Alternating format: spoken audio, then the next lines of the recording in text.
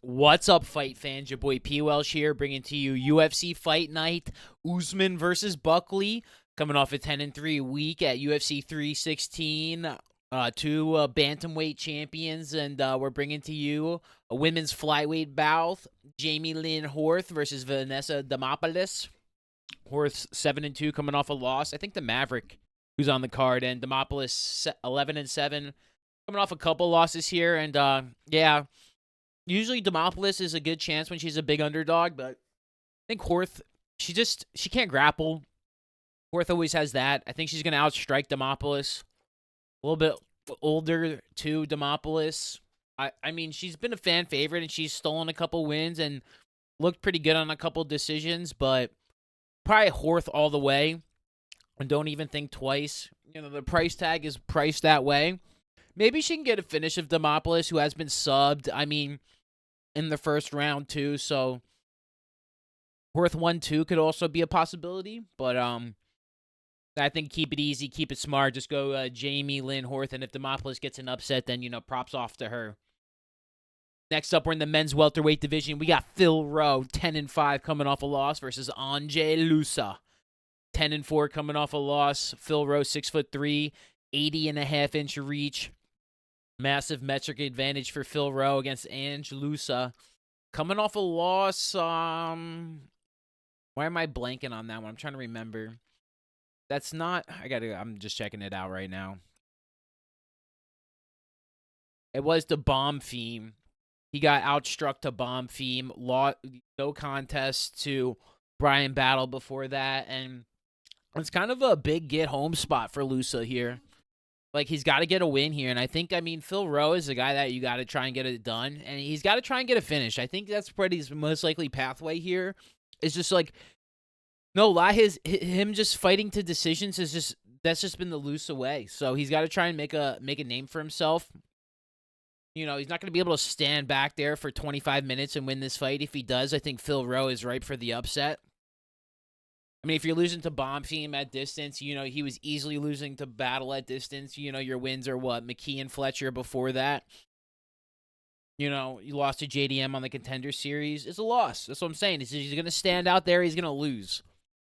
Got to somehow get inside the pocket and do some massive damage to Phil Rowe to get the win here. I'm not too confident in that happening because, sometimes I feel like when you watch Lusa, he's doesn't like to take damage, kind of runs out a little bit of cardio, especially cutting down the welterweight is one of those things that, maybe he's not in the right division sometimes. Super hard to tell for these guys, but, it's also, then he's going against monsters in freaking middleweight. I'm going to go Lusa one more time here. Again, this is, kind of something that I'm kind of just more fading Phil Rowe here. I almost thought he was Phil Hawes, Glass Jaws. But, Rowe should be able to stand out there and piece him up, though. I'm definitely very afraid of Phil Rowe taking it home in the terms of just Lusa just not knowing really what he's doing in there and him not being as high level as, we might think he is and want him to be, despite, his performances, their losses, right? So we'll see what happens here. It's kind of a get right or go home spot for both of these guys. And, yeah. I'm kind of honestly pulling a reversal here and go Phil Rowe. Honestly, I think I'm going to go Phil Rowe here and pray Lusa just shits the bed. That's what I'm doing. I'm doing the reversal right here, right now. Just thinking Phil Rowe probably I'm just saying it. Let's go. Next up, one of my favorite fights of the night here. Bantamweight bout. Ricky Simone, 21-6, coming off a win, knockout against Bumsharat. Against Charles Air Jourdain, 16-8-1, coming off a win. Down into the bantamweight division, and this one has bloodbath written all over it. I don't know what's gonna happen. I'm on the Jourdain side just because I'm a fan. He's my guy. I think he's got more pathways to win. I think he can catch Simone with hands at distance, controlling him over time, and I also think he's live for a sub finish. If he does big damage, gets him down, and can find the back fairly quickly, I think Charles Jourdain inside the distance is really likely. I know he has made a few, he has had quite a bit of decisions in his career too, but he also has quite a bit of finishes as well. And he's coming down from featherweight. Look at the killers he lost to at featherweight. Gene Silva, Sean Woodson, Nate Wood. So, like Julian Erosa. Like, those guys are massive featherweights. He's going down to bantamweight against Ricky Simone, 5'6". He's going to feel like an absolute stud, but down there. I'm really high on Jourdain here. I think we still haven't. I don't think the books have adjusted for him onto bantamweight, but I think Ricky Simone has that KO power. He's very big for the bantamweight division for being a small guy. Kind of reminds me of Josh Emmett of the bantamweight. Kind of the way he kind of moves around sometimes. Also got way better ground game than Josh Emmett, but just kind of his stature, right? Smaller but more powerful, right? I think is a huge advantage for him. 7 KOs in his career. Again, just losses to really good fighters, though, too. Vinicius Oliveira is going to be ranked. Mario Batista's on a run. Yang Sedong. So it's like Robbie Font, Uriah Faber. Like, so his losses are not bad. So this is definitely way closer than it thinks. And I'm going just Jourdain based on, I just think he's got a little bit different. I think he's got a little bit more of an edge to him. And I think he's fought so many. I don't know. This is a great fight. Like I said, this is to me the people's champion. This is a people's main event. If you're a true fight fan, you tune in for this one because, I mean, he even beat guys at featherweight, Jourdain, so that's why I think he can really handle and finish them. So I really think he can handle Ricky Simone here. And before the last fight, everybody was down on Ricky, so now he's a big favorite. I don't know. I'm Charles Air Jourdain right here, and I'm just hoping I'm on the right side. I just think he's good, man. The Spartan kick, even in his losses, bro. I mean, he's losing to Gene Silva and Sean Woodson. And he's not getting finished by Woodson either. So let's go, baby. Next fight, flyweight bout, Cody Durden. 17-7-1 coming off a loss versus Jose Alcala, 7-1 in no contest coming off a loss. 5'7" even matchup. Flyweight bout here. And yeah, this one can kind of go either way. I'm not really sure how I feel about it. Probably just going to go Jose Ochoa just in kind of fade Durden. Ochoa fought Laurent Kavanaugh in his debut and lost, which is no shame. Kavanaugh's a freaking beast and probably be fighting for a belt one day. Maybe stylistic matchup is going to be something that it presents him a lot better opportunity to win against Durden, more of a wrestler control fighter versus somebody who's just going to stand up and brawl. And just, style is boxing. So I'm kind of leaning Ochoa here, like kind of rebound, getting him. I don't even know. I got to look at the odds for this one. Ochoa's Durden's not a big underdog, just a slight underdog. So I don't really know too much about Ochoa. I'm trying to remember that Kavanaugh fight. And I mean, Kavanaugh's a beast, so he was always going to go down there. Let's see. This is experience versus youth. Durden can expose this guy really quick, or he's going to be getting great value at plus 145 against somebody that's pretty unproven. No wins against great fighters. So it's something that he's going to have to prove to the UFC on the fly at 24 years old. Man, I don't know. I'm kind of thinking I might do a double reversal here and go back to Durden. I really need to kind of go back and watch that fight a little bit more. But I'm just going to go stick with my gut and go Ochoa here, not overthink it. I think he's going to look pretty composed. And we're going to go Ochoa. Let's go, baby. Next up, I don't even know what we got to say here. Chris Moutinho versus Malcolm Wellmaker. Wellmaker's minus 1350. I've never seen a crazy line like that. Chris Moutinho coming back. I don't know what. I don't know. Chris. We're going Wellmaker. Get a 50K bonus maybe. Did he get it last time? I don't think so. I think he got he did get a 50K bonus. He got a performance of the night against Simon.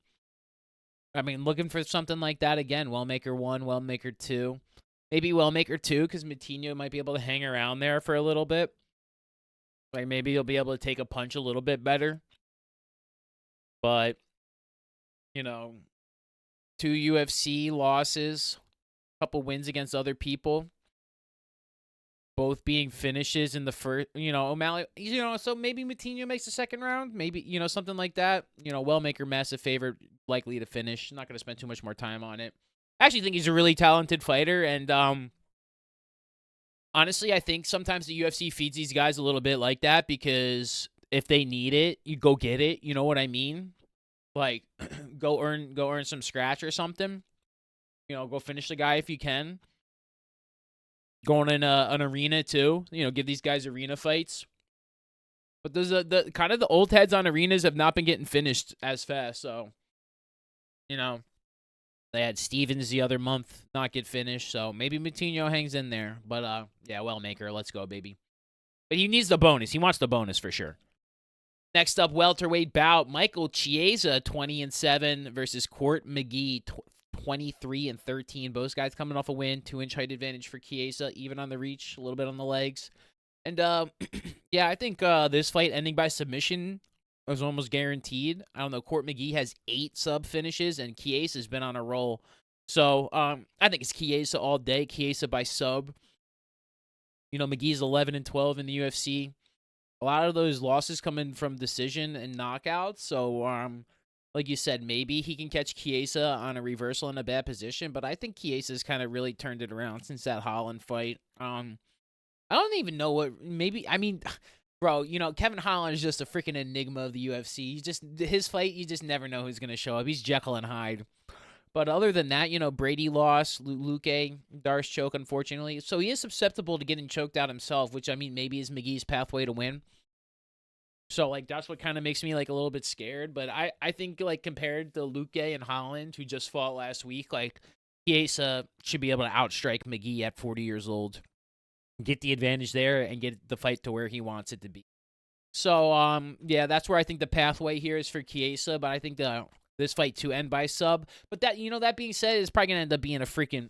They'll respect each other so much that they'll just stand on the feet and just throw hands for fucking 15 minutes like they always do. So, I like Chiesa here. I think he's on a nice little run. I think he's still, you know, 37's not too old to go on a nice run, especially against guys that aren't super young and super talented, right? Like, you know what I mean? If he, you know, even so, like, I think he beats Angelusa here and the other guys in the first fight, right? So I think Chiesa's on a nice little run here.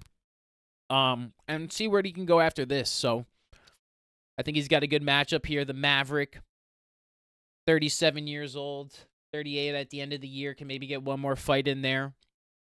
And, you know, Ferguson, Griffin, Court McGee, you know, give him somebody with a, you know, a pulse afterwards. You know, I don't know. We'll figure out. We'll figure out Chiesa. Get a win here. But I think he's ripe for it. Ripe for it. Next up, the feature prelim, light heavyweight, rescheduled bout. Paulie Craig, 17-9-1, 6'3" against Rodolfo Bellato, 12-2-1, 6'3", 1.5 on the reach. And yeah, I don't really know how to feel about this rematch. I mean, I feel a little bit better, I guess. I don't even know. I kind of don't even. I guess I picked Bellato just out of you know, Apex like prodigy, but I need to kind of go actually look at that again because that was the co-main event on the fight, but I still think it was only a 3-round bout scheduled. I don't know, man. We're just gonna take Bellato again. I don't know, man. I don't know. The spot, the I don't know, man. Like, you don't want to trust a guy that pulls out like that. But, I mean, you really trust in Paul Craig? Maybe. I don't know, man. I think Bellato comes out pretty strong. I think kind of being able to regroup and reset for the more favorite fighter is probably the more advantageous spot. I can't recall too many times that when a rescheduled bout, it be like a no contest or something to the alternative, like going in the underdog's favor. I'll have to look a little bit more like that, but most like rescheduled no contest, rescheduled underdog fights always goes the way of the favorite. So I'm just gonna take Bellato here, and yeah, I just think Craig can probably get knocked out. Now if Craig gets a nice win on it, I'll be happy for him. I'll take the loss on the record, and we'll live with that. But I think Bellato here. I really just think kind of like that's the way that you kind of have to break down the fights is like, okay, when stuff gets rescheduled like that, how often does it go to the guy who was favored the first time, even more heavily or less heavily? Like, it kind of goes to the guy who had the advantage, right, and has the bigger advantage because he has more time to prepare and make sure he doesn't get caught, you know, as you can listen to everybody talk, you can listen to what people were saying, you can listen to even what little film you had. So a good team, a good camp will do a little bit more research on the better fighter and figure out ways to not lose, in my opinion. So if Craig wins, it's even more props to him, but we're going Bellato here. Let's go, baby. On to the main card. Light heavyweight bout again. Atomic Alonzo Menifield versus Omar Sy. Menifield 16-5-1 coming off a win versus Sy 11-0. And yeah, I got Sy here. I got Sy by KO. I love the Menifield. He's kind of my guy just because we pulled his card a bunch of times. But yeah, he's going down, dude. Going down. Going to be 38 years old. Yeah, years old this year. 3 losses by KO, and 2 of them more recently, Mazurkanov and Olberg, and that's where I kind of think he gets finished. He gets finished against these guys. They're just explosive power. He's a little bit more methodical, slower. Tried to come out and blitzkrieg Olberg, got popped. Tried to slow pace Mirzakanov, got absolutely walked down. So I think Sy does something like that, more on the former than the latter. But 6'4", 29 years old, just an athlete freak against a 37-year-old. I think Sy, first round maybe. He could probably even choke out Menifield, but I think if he gets him down on his feet. He does have a few subs on his record, 4-4. But I think Omar Sy inside the distance is probably your most likely situation.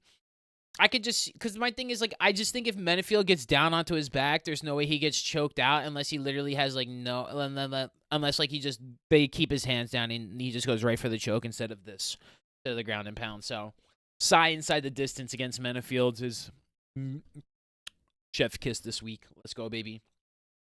Next up, middleweight bout. Mansour Abdul Malik versus Cody Brundage. We got Abdul Malik 8-0 coming off a win. Brundage 11-6 coming off a win. And yeah, I mean, this is a big Abdul Malik spot, 8-0. Brundage coming off a nice win finish against Julian Marquez, but I mean, that's Julian Marquez's job, is to get finished. So lost to Bo Nichols. He did have the Zachary slammed the punches, aged a little bit better. Malkin win. Wish he kind of finished a couple other guys, but I mean, I think this fight will be way closer than what it's priced at on the books. I mean, I think Abdul Malik has not really been tested that much against whoever he's fought in the UFC, Todorovic and Nick Klein. So I think Brundage is a certified kind of dog. Willingness to go and last against Nickel. Coming back with some big wins against some guys who have also picked up wins. I think this is a lot closer fight and a lot more one prime for the upset here. Realistically, I don't think Brundage at 500 is the worst odds. I don't think Abdul Malik at -700, but I mean, Brundage has been finished too, so it's probably one that doesn't reach the judges' scorecard just because of the advantage Abdul Malik has in the striking on the feet with the length. I think that's going to present just an absolute. I don't know how Brundage gets in there, so maybe it is priced properly. I'm not taking a flyer on Brundage. I like him. Don't get me wrong. I think he's got a lot of opportunity against against average fighters, but against guys that have like edges to them, like the edge in striking, the edge in in the metrics in a way. I think that's where he'll tend to struggle. But I think if he puts a good heart performance in there, wins a round against Abdul Malik, we're going to gain a lot of respect on a big card. I think this fight's going to be way more exciting than -700 plus 500. I think it'll go a lot longer than people expect it to. And I think this one's going to be probably... And I said if Abdul Malik can't get it done, then, Brundage is going to be able to rally late. I think he has a big advantage there. So, couple fights left here. Got bantamweight bout, Kobe Garbrandt versus Raoni Barcelos. Garbrandt 14-6, Barcelos 19-5. I guess Garbrandt's loss was UFC 300 to Figueiredo, and Barcelos coming off the big win against prospect Peyton Talbot. And yeah, I mean, Barcelos is a favorite here, and I think for a reason. He just got better ground and takedown game where you really saw Garbrandt struggle against Figueiredo. Similar build and stature for Barcelos, if not a slightly bigger than Figueiredo. And I think something similar happens. Garbrandt's going to have to get him out on the feet, get him out early, and knock him out on the way in. So in a way that Talbot couldn't handle, couldn't do in a way. Wasn't a sharpshooter, but I'm going with Barcelos here. I just think he's got a little bit more gas in the tank. I know it says 38. He's probably closer to 40, but Something about these Brazilians, man. They got to absolutely. And he's got a killer ground game, man. Losses to Kyler Phillips, Umar, Victor Henry. They're not bad losses. Victor Henry's a tough guy. So the fact that Barcelos is getting in there, I think that fight reinvigorated him. I think he's on a little bit of a run here. And Garbrandt honestly should be able to take him out. He really should be, but I'm very scared to pick him. He's only 33 years old. He feels like he's 43 in terms of MMA years. Doesn't really fight so often and doesn't really get so much. But yeah, I'm gonna go Barcelos here. I just think he'll control the fight and has just a better chance to just win over the course of 3 rounds. Next up, we got a middleweight bout here. Edmund Shabazian versus Andre Petrovsky. Shabazian 14-5 versus Petrovsky 13-4. Both men coming off a win. Shabazian 2 inches on the metrics there, and both of them are probably pretty even on here. But I've been on the Petrovsky train. We've gotten pretty well. A couple wins on him, but against a couple guys that absolutely didn't really stand much of a chance recently. And I think this might be where his train ends, just because I think Shabazian is going to be able to defend the takedowns enough. That's Petrovsky's only pathway. He's literally just taking the guys down and laid on him for his last wins. I think that happens again. Edmund's out of the UFC, so I think he'll be able to defend that better and outstrike Petrovsky, because honestly, if he does a little bit of damage in the first round before Petrovsky can get a takedown, I don't think he has the greatest. I think he has a good gas tank. I don't think he has the greatest gas tank. I think being finished a bunch of times like Petrovsky has, like, I think the potential is there both ways. But I think Shabazian should be able to beat Petrovsky. I think it's kind of one that you kind of get out on Petrovsky if you've watched recently before we, while the getting's been good.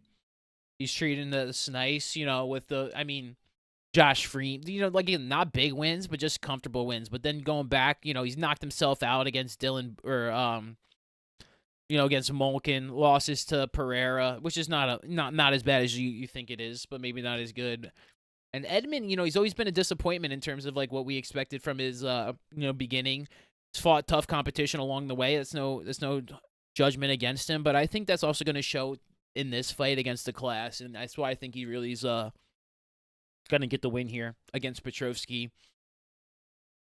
And kind of right the ship. Just because, again, 6-year age gap, you got to expect that, Petrovsky's got good gas tank. Like I said, maybe not great, has been finished, so he's not, like, impeccable, and same kind of thing goes both ways. So I do worry about Shabazian just getting taken down and him having no get-up, which is kind of Petrovsky's pathway to win, right? My biggest thing, so I am a little scared there, but I'm just going to go Shabazian and let Petrovsky prove me wrong.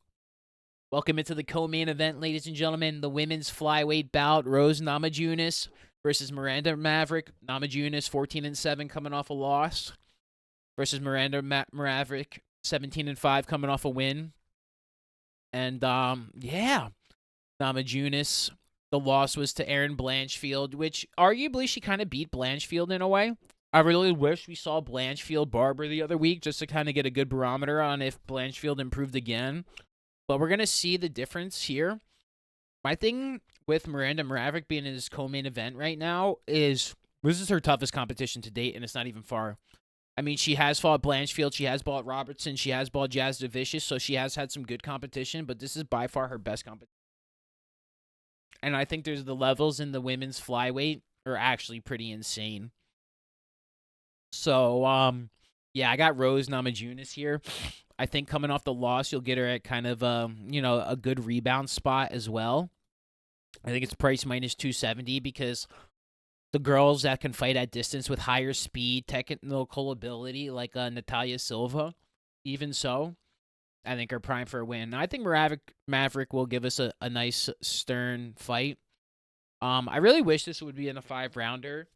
I think that would suit Maverick a little bit better. Maybe even Namajunas as well. Not exactly sure who that favors, but maybe Maverick, because all she has to do is kind of win 2 rounds. But, that also allows a champion to really lock in for only 10 minutes and really just win the 2 rounds to get the decision. So I'm still keeping it Rose, Thug Rose. Gonna fight somebody. Another exciting fight, I think, coming for her coming up, too. I think she can even get a finish, too. I think if anybody's live for a finish, it's Namajunas. I think Maverick just has to survive, win split decision on the card somehow, some way, get a takedown or two, keep it competitive, do some damage in a round. Right? I mean, I don't know, man. So we'll see what really shakes out here as we bring us into the main event of the evening, welterweight bout. Kamaru Usman versus Joaquin Buckley. Usman 20-4 versus Buckley 21-6. Usman lost to Chimaev so long ago. Buckley on a run since he's back down to welterweight, and I mean, I think Buckley's putting another pelt on his skin, in his belt, dude. Thompson, Covington, Usman, just get these old guys, Ruzaboyev, Luque, Moreno, Filio. Put Usman in there too. When they go quickly. Buckley's such a crazy athlete, man. He's such a crazy athlete, dude. Usman's 38. He's got no knees. He just can't hang, bro. Like, Leon was able to just put it on him, dude. So, his last win was against Colby Covington, who my guy Buckley just put into oblivion in, like, the second or third round. I don't understand how he doesn't do it the same to Usman. I mean, I love Kamaru Usman, bro. I love Kamaru Usman. The run he went on, bro. The fact that it ended on the Leon Edwards head kick is just surreal to me still. So many years ago. He hasn't picked up a win since then. There's no way he gets another one here. The Usman effect, dude, it has to be studied. It's just insane. It's just insane. I think Buckley just puts him to freaking smithereens here. Unfortunately, it's the worst matchup I think Usman could ever have taken for the welterweight division, man. He could have taken Gary. I think he could have taken Gary. I think he probably could have taken Shavkat and been better off fighting Shavkat or even Brady. So, I don't know, man. I don't think any of them... dude, I just think Buckley... It's just not his day anymore, man. Look at Burns. Look at the guys that are just going down. Covington, Thompson. They're just going down and down and down in the rankings. And next up is Joaquin Buckley over Kamaru Usman in the main event here. Probably by finish, probably by KO. Something crazy, dude. Flying knee or something. Like Usman goes to dive in. Buckley just hits him with this insane knee and just freaking... He just falls or something, kind of remind me a little like Derek Lewis and Blades. Knows where he hits him and he just kind of goes sideways. So, Sandhagen, Frankie Yeager, something like that. Oh, Kamaru, man.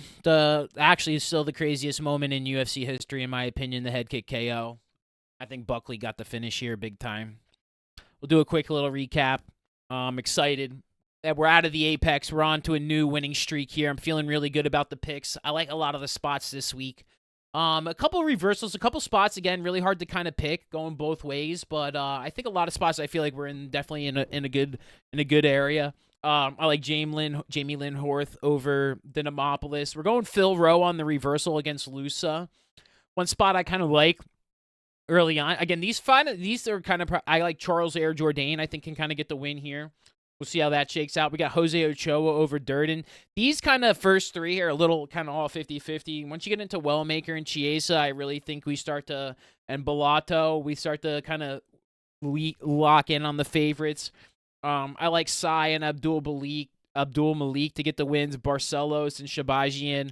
Rose Namajunas and Joaquin Buckley. Like, comment, subscribe if you made it this far in the video. I think we got another fire card coming to you from Atlanta. What do we got? 7 p.m. start time, most likely. Good fights again. Going to get some finishes. Probably a few more knockouts. I think we had a lot of subs last week. Some of the most submissions we've seen in a while. I think it was like the first time we had 2 finishes in title fights in a while. 2 sub finishes for the first time in even longer, since like 264 or something, if you think about that. So, that being said, how many finishes did we get? 1, 2... We got 3 Holland, 4 Van, 5 Mazurkanov, And 6 Yo. Dude, the Yo KO against Sarangi was insane. So 6 finishes out of 13 fights. So let's see if we get something like that. Thinking Jourdain might get a finish, Maker finish, Chiesa finish, Bellato finish, side finish from Abdul Malik. They probably have decision, and a finish. So something similar, I think we can get to. We'll work through. Thank you guys so much for watching, subscribing. Comment your winners, 100%. We'll get you $100. Thank you guys so much for supporting the channel, watching week in and week out, and enjoy the fights every time and be safe out there. Stay healthy, stay happy, take care of yourselves, your families, and your friends. Peace and love, everybody.